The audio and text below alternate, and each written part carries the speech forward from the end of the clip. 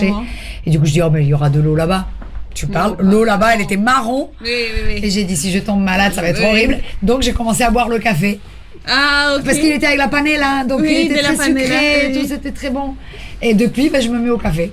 Et c'est pour ça que tu le prends avec le sucre. C'est pour ça que je prends le sucre. C'est pas le panela, mais... Oui. Bon, bref, allez, passons aux choses sérieuses. Vous l'avez entendu, je suis avec Catalina Martin-Chico, une photojournaliste dont le travail est exposé en ce moment à la Bibliothèque universitaire du Havre. Elle a réalisé un photoreportage en Colombie qui s'appelle Colombie Renaître, entre parenthèses. C'est une exposition qui a déjà été présentée à Visa pour l'image, le festival de photojournalisme à Perpignan, et qui est montée au Havre grâce à l'association Deux Tiers, représentée par Jean-François Berville, un de ses membres fondateurs. Deux Tiers fait tout un travail autour des fake news dans les écoles et a une position qui cherche à défendre l'image d'information. Donc cette exposition Renaître en Colombie présente un effet de renaissance, une renaissance qui a eu lieu chez les ex-guérilleras FARC depuis les accords de paix. Madame Martin-Chico, est-ce que vous pouvez nous parler de votre parcours et de la façon dont ce reportage s'est inséré dans ce parcours ? Alors ce reportage, je l'ai pensé très fort.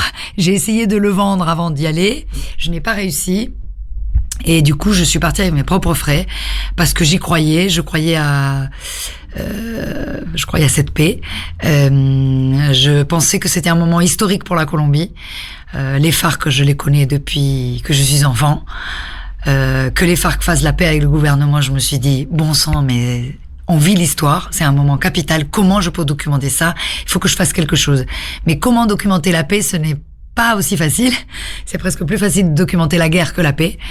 Donc j'ai appris qu'il y avait des femmes qui tombaient enceintes des guérilleras. Moi, je savais même pas qu'il y avait autant de guérilleras chez les FARC, de femmes.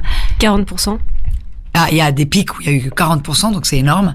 Et que ces femmes, au moment de la paix, donnaient naissance à plein de bébés. Je me suis dit, ah oui, quel symbole fort. Et donc du coup, je me suis dit, voilà, ça va être la petite porte de la petite histoire qui va raconter la grande histoire. C'était très important de raconter la transition. Comment ? Eh ben la transition par cette naissance des bébés qui donne du coup la renaissance des parents, parce que c'est... Bon, je pourrais en parler pendant des heures, mais c'est des gens qui sont rentrés dans les FARC enfants, à 11 ans, 12 ans, qui ont coupé net avec leur famille, qui pendant toute la durée de la guérilla, les femmes n'ont pas pu tomber enceintes. Voilà, le règlement était très strict. Pas de grossesse, pas d'enfants dans la guérilla. Nous sommes une armée, donc c'est interdit. Donc il y avait une infirmière qui faisait le tour des divisions pour faire des piqûres contraceptives à toutes les femmes en âge d'avoir des enfants. Mais ça ne marchait pas toujours, et beaucoup sont tombés enceintes. Et donc beaucoup ont dû traverser l'épreuve des avortements à 2 mois, à 4 mois, à 6 mois, ou des accouchements dans la jungle avec abandon de bébé derrière. Donc des choses très fortes pour les femmes. D'autres ont pas fait de bébé, maintenant la paix arrive, elles ont une 40aine d'années, et elles essayent et c'est trop tard. Donc c'est quand même des sacrifices qui sont gros pour une femme. Et je me suis dit, je vais raconter l'histoire de la transition avec ce symbole de vie, après autant de symboles de mort et de combat, quoi. Il y a également Juliette, étudiante en master ingénierie de projets culturels et touristiques, qui était avec nous. Juliette, je crois que tu avais une question que tu aurais aimé poser à Catalina. Oui, bien sûr, oui. Et pour moi, c'est surtout, c'est pas facile de rentrer dans les Guaviare en Colombie. Donc pour moi, j'ai mes questions sur... je me demande sur comment est-ce que tu as réussi à rentrer, parce que c'est pas facile, et dans ce moment où la paix commençait. Donc je sais pas, comment est-ce que tu peux nous raconter comment est-ce que tu as réussi pour rentrer? Oui, c'est ça qui est le plus difficile en fait. Le plus difficile, c'est d'avoir accès aux endroits, aux gens. C'est des lieux. Le Guaviare, c'est déjà San José de Guaviare, c'est une ville le Guaviare, c'est une jungle qui longe finalement l'Amazone, donc c'est quand même assez loin. Et de San José de Guaviare, qui est une ville où le bus peut arriver de Bogota, mais de là, c'est encore plus loin les campements. Et quand je suis arrivée, c'était en 2017, les campements. Pour vous expliquer, les FARC étaient complètement dilués dans le paysage colombien. Ils se sont, au moment de l'accord de paix, il y a eu quand même du temps entre on va faire la paix et sortir dans la ville et rentrer dans la société. Il fallait un temps pour que tous les FARC rendent leurs armes, que se mette en place une indemnité de l'État, etc. Donc il y a eu 26 zonas veredales, qu'on appelait ça, 26 camps de transit, où ils attendaient avant de rendre les armes. Et donc, moi, je me suis rendue dans 3 de ces 26 zones qui étaient effectivement isolées avec beaucoup de checkpoints pour arriver. J'ai eu le copain d'une copine, d'un copain qui était militant et qui a passé des coups de fil pour me donner l'accès à 3 endroits et qui m'a indiqué comment atteindre ces endroits avec un bus, 2 bus, de la voiture, de la marche à pied, Et donc voilà, j'étais à Bogota, je suis restée une semaine, j'ai rencontré ce gars qui m'a expliqué comment arriver et puis après je suis arrivée. Donc une fois qu'on arrive, j'ai pas été rejetée. Ils étaient en période de paix, donc les FARC pendant longtemps ont été contre les journalistes. C'était très difficile de documenter la guérilla. Et là, ils sont en position de paix, donc ils étaient tout à fait ouverts et ne m'ont posé aucun problème au niveau de documentaire, de quoi raconter. Ils n'ont rien surveillé, rien interdit. Donc après, j'arrive dans un camp où les gens vivent, travaillent, se nourrissent, lavent les vêtements et ils font leur vie. Ils m'ont pas non plus accueilli les bras ouverts. Ils sont pas venus vers moi. Donc après, à moi de rentrer en contact avec les gens et puis voilà, j'ai dormi avec les filles dans leur tente et après je les ai suivies dans leur vie. Vous avez réussi à vraiment créer des liens forts avec les personnes qui sont devenues des sujets pour le reportage? Oui, je peux pas rester totalement extérieure. Une des photos de l'exposition a été nominée au World Press Photo qui est le plus... Vous pouvez en parler mieux que moi, ce prix. Ah mais le World Press, si vous voulez, c'est la crème de la crème au niveau du photojournalisme.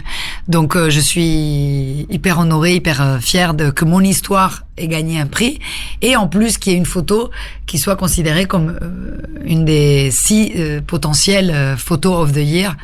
C'est c'est incroyable, quoi. Est-ce que vous pouvez nous décrire cette photo, éventuellement raconter son histoire pour que les gens qui donc nous écoutent puissent représenter visuellement ce qu'ils peuvent voir dans cette exposition? Alors, la photo en question, c'est une photo très simple, en fait. Elle est tellement simple que ça en devient surprenant. C'est une photo de Yorladis, d'une femme ancienne FARC, qui est enceinte en fin de grossesse, donc elle a le t-shirt remonté et le ventre qui est prêt à exploser, et qui est assise sur une chaise à côté de son partenaire, qui est couché sur le lit après une journée dure de labeur dans les champs. Et ils sont dans leur nouvelle habitation, qui est dans le camp du Guaviare. Mais entre ma première visite et la deuxième visite, les tentes militaires ont disparu, les armes ont disparu, les uniformes ont disparu. Et ils ont créé un petit village avec des petites cabanes, toutes les mêmes, avec des fils et des sanitaires, qui ressemblaient à un début de petit village, quelque part. Donc, chaque FARC a droit à sa petite maison qu'il décore comme il veut. Et donc, Yorladis et Michael sont dans une des petites maisons qu'ils ont décorées à l'intérieur de manière très, très infantile. Pas du tout parce que le bébé arrive, mais c'est leur chambre à eux. Donc, il y a beaucoup de Walt Disney, de Winnie the Pooh, de personnages enfantins, alors avec quelque chose de très innocent face à des gens qui ont vécu les plus grandes atrocités de la Terre. Yorladis est très fière de ce ventre parce que c'est son premier bébé, mais sa 6e grossesse. C'est elle qui m'a fait prendre conscience de tout ce que les femmes devaient endurer pendant la guérilla au niveau des avortements. Son dernier avortement, elle a donné naissance à un bébé mort, pratiquement, qu'elle a dû enterrer en main nue à côté de sa tante avant de repartir pour 8 heures de marche dans la jungle. Donc, voilà, c'est des sacrés bouts de femmes. Donc ce bébé, comme elle dit elle-même, elle le mérite. Et finalement, voilà, c'est cette photo qui a été nominée. Si tu peux décrire toute la situation que tu as vécue dans son sentiment, ça va être lesquels? Quel sentiment? Tu me rends les choses faciles, toi. Je pense que pour eux, moi je les ai sentis, ils sont comme perdus. Ils sont optimistes au début, mais perdus parce que ils sont entre 2 mondes. Un monde où ils sont au milieu de la nature. Tous les jours, on leur donne des vêtements, on leur donne à manger, ils ont les armes, ils marchent. Ils se battent quand ils doivent se battre, mais ils doivent pas réfléchir à rien d'autre, en fait. Et ils sont coupés du monde, de leur famille, de la société, de tout. Et tout d'un coup, ils sont dans la société qui est un petit peu hostile à leur égard. Exactement. Donc ils se demandent s'ils sont en sécurité dans cette société. Donc vraiment, c'est des gens qui ont connu l'insécurité dans la jungle, qui connaissent l'insécurité dans la société, qui savent pas quoi faire parce que c'est quoi un travail pour eux, c'est quoi gagner la vie, c'est quoi l'argent, c'est quoi la responsabilité. Donc c'est comme des enfants, ils sont rentrés à 11 ans et là maintenant ils re-rentrent dans une autre. C'est pour ça que vraiment le titre Renaître a tout son sens. C'est des bébés qui naissent et c'est les premiers pas des enfants et c'est les premiers pas des parents, quoi. Donc c'est ce monde entre deux mondes, quoi. Et là, maintenant, ils étaient optimistes. Maintenant, ils sont pessimistes par rapport à la paix. Il y a 80 anciens guérilleros qui ont été tués. C'est compliqué. Ok, merci. Merci beaucoup Catalina Martin-Chico pour ces explications au sujet de l'exposition Colombie Renaître qui est donc visible à la bibliothèque universitaire jusqu'au 12 avril. La bibliothèque est ouverte de 8h30 à 19h du lundi au vendredi et de 10h à 18h le samedi. Vous pouvez retrouver ces informations sur le site de l'université et de la bibliothèque. L'entrée est libre, vous pouvez également bénéficier d'une visite commentée en prenant rendez-vous. Plus de 50 photos grand format vous attendent avec des 50 sur 33 cm, des 33 sur 90 cm. Nous remercions également l'association 2 Tiers pour cette organisation. N'hésitez pas à aller voir le Facebook de l'association et le site de la BU. Mon site internet www.catalinamartinchico.com et Catalina Martin-Chico pour mon Insta.